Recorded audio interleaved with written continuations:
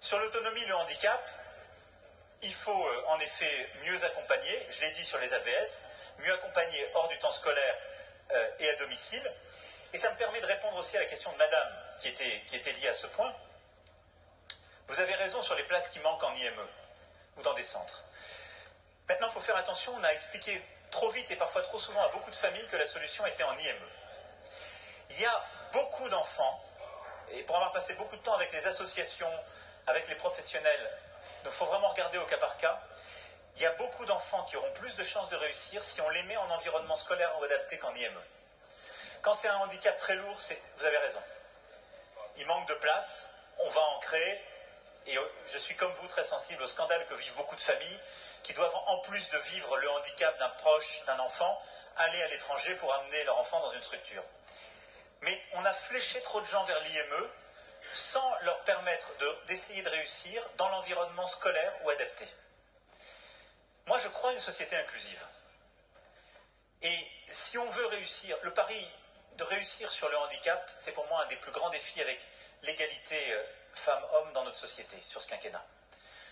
Et on voit, les divisions de la société sont telles qu'on pourrait nous dire c'est accessoire, c'est un combat pour demain. Je pense que tout ça se tient, tout se tient. Nos enfants, comme nos adultes qui sont en situation de handicap, leur destin, leur avenir, il est dans la société. Et donc ce qu'on doit surtout privilégier, c'est d'investir beaucoup plus sur les AVS, sur des personnes qui, dans le milieu scolaire, professionnel ou à la maison, accompagnent, pour permettre d'ailleurs de vivre au milieu des autres. Parce qu'une classe où il y a des enfants en situation de handicap avec un AVS, c'est une classe aussi qui conçoit différemment les choses et où les jeunes apprennent à donner une place à des enfants qui sont différents.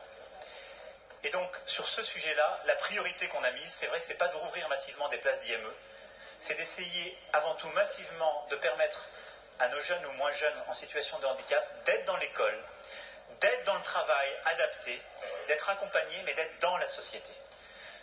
Ça permettra peut-être aussi à des gens qui sont dans des IME, dans des centres adaptés fermés, de revenir dans la société ou dans leur famille, parce qu'ils auront cet accompagnement qu'à un moment on ne leur a pas donné.